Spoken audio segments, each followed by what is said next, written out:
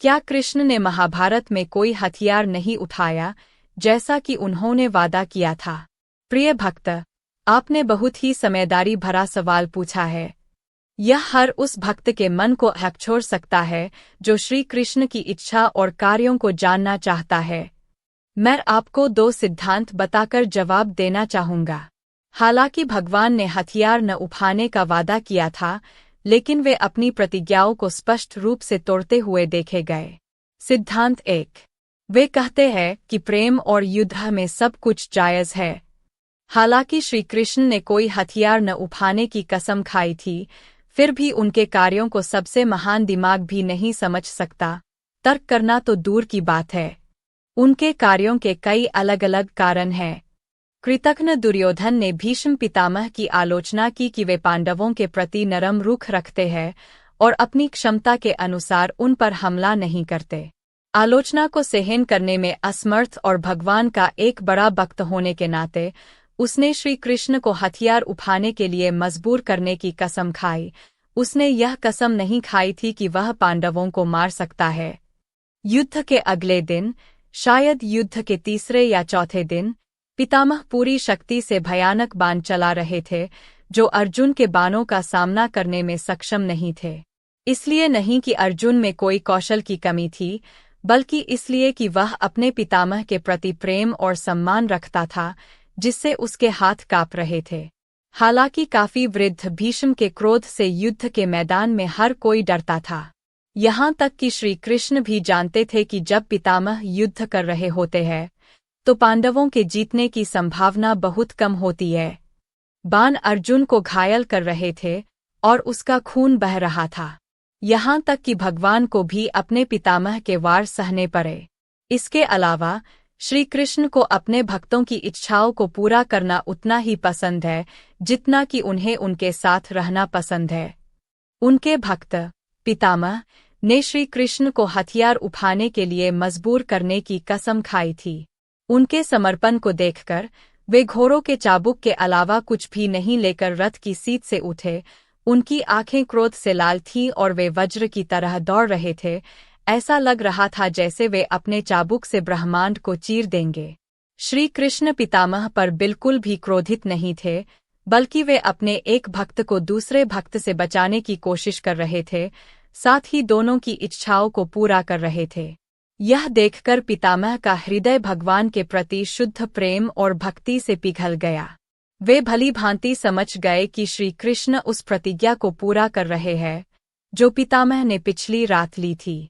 आंखों में आंसू भरकर उन्होंने अपना धनुष नीचे कर दिया, हाथ जोड़कर प्रणाम किया, सिर झुकाया और कहा, आओ प्रभु, जल्दी आओ। मेरे अलावा कोई भी सुखी और आनंदित आत्मा नहीं होगी जो आपके पवित्र हाथों से मरेगी। भगवान के पीछे एक और भक्त अर्जुन दौड़ रहा था और भगवान से रुकने के लिए कह रहा था और वचन दे रहा था कि वह युद्ध में और भी समर्पित रहेगा। वह नहीं चाहता था कि भगवान उसके लिए अपना वचन तोड़ दें, जिससे उसका नाम खराब हो। श्री कृष्ण ने फिर से अपने प्रिय भक्त की इच्छा पूरी की और अर्जुन के साथ चुपचाप रथ पर वापस आ गए। 9वें दिन या उसके आसपास अर्जुन फिर से भीष्म पितामह से निपटने में असमर्थ था। वह फिर से बाणों से घायल हो रहा था और पितामह अर्जुन की दयनीय स्थिति के बारे में बिल्कुल भी विचार किए बिना एक के बाद एक बाण चला रहे थे। भगवान अपने प्रिय भक्त को इस तरह से देखना बर्दाश्त नहीं कर सके। उन्होंने तुरंत सुदर्शन चक्र की तरह एक टूटा हुआ रथ का पहिया लिया और वज्र की तरह दौड़े, सिंह की तरह दहाड़ते हुए। पितामह ने फिर से अपना धनुष नीचे रख दिया, अपना सिर झुकाया और उनके पवित्र हाथों से अपनी मृत्यु की प्रतीक्षा करने लगे। और फिर से अर्जुन भगवान को शांत करने के लिए उनके पीछे भागे। बेचारे अर्जुन को यह नहीं पता था कि भगवान एक ही पत्थर से 2 पक्षियों को मार रहे थे और इस तरह अपने दोनों प्रिय भक्तों की इच्छाएं पूरी कर रहे थे। भगवान के इस कृत्य को दूसरों ने आवेगपूर्ण माना, लेकिन केवल श्री कृष्ण और भीष्म पितामह ही इस कहानी को जानते थे। सिद्धांत 2, भीम के पौत्र बर्बरीक असाधारण रूप से शक्तिशाली होने के साथ साथ गुणी भी थे। उन्हें अष्टदेव से 3 बाण मिले थे और वरदान मिला था कि वे जब चाहें इन 3 बाणों का इस्तेमाल कर सकते हैं और ये 3 बाण फिर से उनके तरकश में वापस आ जाएंगे। इससे वे ब्रह्मांड के सबसे शक्तिशाली क्षत्रिय बन गए। बर्बरीक को जब पता चला कि अब तक का सबसे बड़ा युद्ध महाभारत होने वाला है, तो उन्होंने अपनी मां से कमजोर पक्ष की मदद करने की अनुमति ली। श्री कृष्ण ने ब्राह्मण का वेश धारण कर बर्बरीक के पास जाकर उसकी क्षमताओं को चुनौती दी। उन्होंने उसे आदेश दिया कि वह अपने बाणों से पास के एक पेड़ के सभी पत्तों को बांध दे। उसने ब्राह्मण की चुनौती स्वीकार कर ली। बर्बरीक ने सफलतापूर्वक अपना कार्य पूरा किया, यहाँ तक कि पेड़ से गिरे पत्तों को भी बांध दिया। ब्राह्मण ने बर्बरीक को अपना परिचय दिया और जब उसने देखा कि वह ब्रह्मांड का स्वामी है, तो उसके चरण कमलों में सिर झुका दिया। लेकिन जरा देखिए, श्री कृष्ण कितने चतुर है। कृष्ण जी ने सोचा कि अगर बर्बरीक कौरवों से जा मिला तो पांडवों की हार हो जाएगी, क्योंकि उसने अपनी मां से वादा किया था कि वह धर्म या अधर्म की परवाह किए बिना कमजोर पक्ष की मदद करेगा। तब श्री कृष्ण ने बहुत ही चतुराई से कहा, तुमने अपनी मां से ऐसी प्रतिज्ञा करके बहुत बड़ी गलती की है। तुमने किसी पक्ष में शामिल होने से आगे कुछ नहीं सोचा।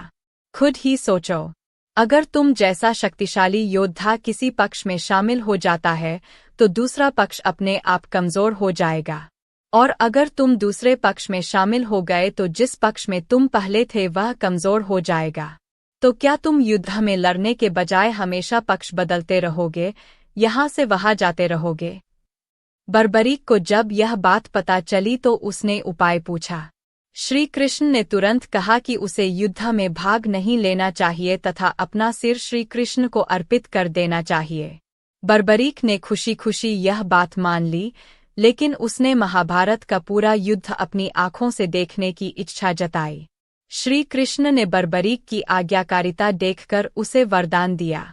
युद्ध के बाद जब पांडव बर्बरीक के पास यह पूछने गए कि उनमें सबसे अच्छा और वीरता से लड़ने वाला योद्धा कौन था, बर्बरीक ने हंसते हुए उत्तर दिया कि योद्धा श्री कृष्ण थे। पांडवों को आश्चर्य हुआ कि जिसने युद्ध नहीं लड़ा वह सबसे वीर योद्धा कैसे हो गया। बर्बरीक ने उत्तर दिया, मुझे नहीं मालूम कि श्री कृष्ण ने आपको क्या वचन दिया था, लेकिन युद्ध के दौरान मैं यह देख सकता था कि वासुदेव का दिव्य चक्र निर्भय होकर सभी कौरव भाइयों, उनके शिक्षकों, पूर्वजों और यहाँ तक कि उनके सैनिकों को भी मार रहा था। ऐसा लग रहा था कि पांडव कुछ नहीं कर रहे थे। यह श्री कृष्ण ही थे जिन्होंने अकेले ही पूरा युद्ध लड़ा था। इससे पता चलता है कि यद्यपि भगवान ने युद्ध नहीं लड़ा था, लेकिन उन्होंने पहले ही कौरवों को मार डाला था, इस प्रकार धर्म की स्थापना की थी। उत्तर की लंबाई के लिए मुझे खेद है, लेकिन अब मुझे पूरी उम्मीद है कि आप संतुष्ट हैं और आपके द्वारा पूछे गए प्रश्न का उत्तर जानते हैं। आपके बहुमूल्य समय के लिए धन्यवाद।